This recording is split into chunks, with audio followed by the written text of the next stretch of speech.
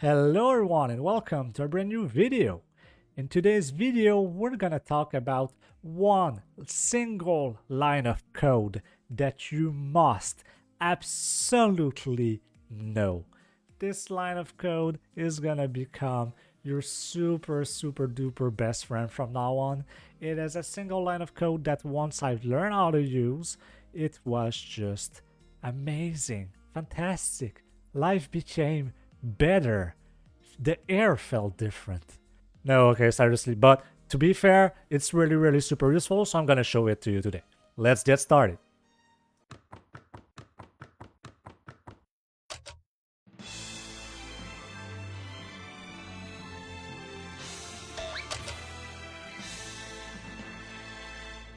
Alright, let me walk you down a little scenario here that happens way too often. Are you tired of always using switches for stupidities like having something triggering that opens a door and the only way to handle this is by creating a new switch? Do you feel like it would be so much easier if you could just have the SelfSwitch A, because once that door is open there's nothing else you need to do with it anyway, so you'll never just modify that switch ever again? It will also feel great, right? To have only switches for things that really matter, not only like 300 switches for doors that you open using a different trigger than just pushing it or activating a lever somewhere else. What if SelfSwitches was just a lie all along? What if a SelfSwitch could be modified from somewhere else? Oh boy, will that be awesome, right? Well, today your prayers have been answered. Because today, my brothers and sisters, I will show you how to do just this. Okay. Too dramatic? Okay, maybe. Alright, so let's go. Let's get on with this. So we have our event 1 here, which is a door, and we have a lever in the corner over there that once we activate it, what's gonna happen is that the door will open. But I'm just sick and tired of having to using switches for stupidities like this, and the same for chest. I want to be able to activate the SelfSwitch A so that I don't have to worry about that ever again when I'm working on my game. And so this is exactly what we're gonna do. I'm gonna show you how from one event you can activate the SelfSwitch of another event, and the best case here is that that event itself doesn't even need to be on the same map. How awesome is that, right? Okay, well, let's do this. But right before I show you this little tiny bit of code, if you can just make sure to smash that like button for the YouTube algorithm, that will be awesome. Alright, so let's start with the door. What we have here is a door which once the lever will be pulled, it's gonna get open, but we want to do this with SelfSwitches. So let me just delete that page, let's copy paste this one, SelfSwitch A is activated. The trigger is gonna become auto-run, and what it's gonna do is we're gonna shake the screen a little because I never did that in the past tutorial, and that just feels awesome. So let's just wait 160 frames, so 1 second. We're gonna set the movement route of this event, of course, you know the drill. So turn left, wait 15 frames, turn right, wait 15 frames once again, turn up, wait 15, no, not wait this time. Let's just play the sound effect R3 for the door that opens. Feels like a door of rock sliding like this. The sound effect R3 is just really good. It's one of my favorite in the whole tool, to be fair. Alright, so we're gonna wait for completion, and of course once this ends we're gonna activate the SelfSwitch B. So let's copy paste this once again. Alright, and what's gonna happen here is that, well, the door does not exist anymore, so this is empty. This is a direction fix. We don't want this to move. The door either should not move. This one should be direction fix as well. This is below character. It's not a run, it's gonna be on player touch, and what it's gonna do is that it's going to transfer the player on the other side of the wall, basically. So right over here, direction will remain the same since he steps inside the hole, so he's automatically gonna be facing up. SelfSwitch will be B over here, and we're gonna have a new page. So let's just have which is gonna be SelfSwitch C over there, which is gonna be the same as the character. It's gonna be an auto run as well. Direction is fixed. And what we're gonna do once again is pretty much the exact same thing we did here, But on the opposite, because we also want to, let's say, have something to close the door as well. So that's an extra bonus that I'm showing you today. But it's all gonna be the same thing anyway, so don't worry about that. Alright, so we're just gonna turn right, wait 15 frames, turn left, wait, turn down, sound effect, R3, where are you? My god, there's so many sound effects in RPG Maker MZ, I love it. So yeah, maybe like the pitch shall be a little bit higher. Cool. And yeah, wait for completions. We're gonna shake the screen once again, because since we do it when it closes, we should do it since we did it when it opens, we should do it when it closes as well. And SelfSwitch, well, the C is gonna be deactivated, and the same goes for B and A. Okay, cool. Is there anything else I'm missing? Oh yeah, the order is kind of matters also, because otherwise you definitely want to go from C to page 1, and if you go like CBA, then what's gonna happen is that the M is gonna do this. So what we want to do is this from there to there directly. So we deactivate SelfSwitch A, B first, and then the C. Alright, sounds good. So that's for the door. And now for the lever. Alright, so the lever that we have over here, okay, so basically once again, needs to be direction fix, same as character, the traitor's action button, of course. Now if we send the movement route, we're gonna have this event direction fix off, and the reason why is that, okay, let me give you a brief sample here. If the character like activates the level from air or air, and the direction fix is not if the direction is not fixed, what's gonna happen is that the lever is gonna look at the character, so it's most likely gonna look on the right or at the very bottom. We don't want that in our case. We only want to animate the lever so that it feels like it's been activated in the correct order. So that's why we have it direction fix air, and once we set the movement route, we turn it off so that we can play the animation. So in which case is the exact same thing as always, except that we're gonna wait 3 frames since it goes rather fast for a lever. And gonna play the sound effect, switch tree. So, alright. And direction fix should be turned on once again, right? Yep. Okay, sounds good. And of course, we're gonna activate the SelfSwitch A in this case. And now finally comes the moment you've all been waiting. What's gonna happen here is that once you activate this lever, we're gonna activate the SelfSwitch A on this very door by using a single line of code, which is super simple to use. It will look like complicated at first, but but I'll explain to you step by step everything that it means. And trust me, it's super simple once you grasp the concept, and you'll be able to repeat it as many times as you want. So let's do this. First things first, what we need to do basically is inside RPG Maker, there's a place where all the SelfSwitches information are stored, but also can be modified.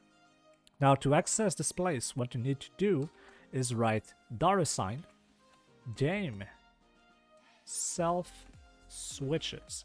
Now be super careful here. Whenever you write some script, everything stays sensitive, so make sure that the lower cases you're using are the same as mine, and the upper cases are the same as mine as well. Otherwise, you will have error and it won't work. So be super careful, take your time, and to make your life even easier, that script that I'm about to write is gonna be inside the description of the video, so you can copy paste it from your side and test it. You'll see it works. Now, once we access this little function over here, like this little place where all the SelfSwitches on the game are recorded, we're gonna do .setValue. Makes sense, right? Because what we want here is to modify our SelfSwitch. What you need to do is parenthesis, open bracket, number, another number, comma, quote, letter, quote, close bracket, comma, true, close parenthesis, semicolon. There we go. Okay. Now you're like, what the hell? Maybe you don't understand. Maybe you're familiar with coding. Maybe you're not. And if you're not, you're probably like, what the hell, man? What does that mean? Okay, it's super, super, super simple. Okay, so I'll try to make it as simple for you as it can get. Okay, first, don't worry too much about the parentheses and the brackets here. Just make sure that they're there at the correct position. Okay, we're only gonna review what the numbers and the comma means and the true here, because otherwise I'm 100% gonna lose you, and that's not my intention here. I only want you to be able to copy paste that and have exactly what you want to do happening inside your game. So the first number here, what it represents is the ID of the map that we're looking for.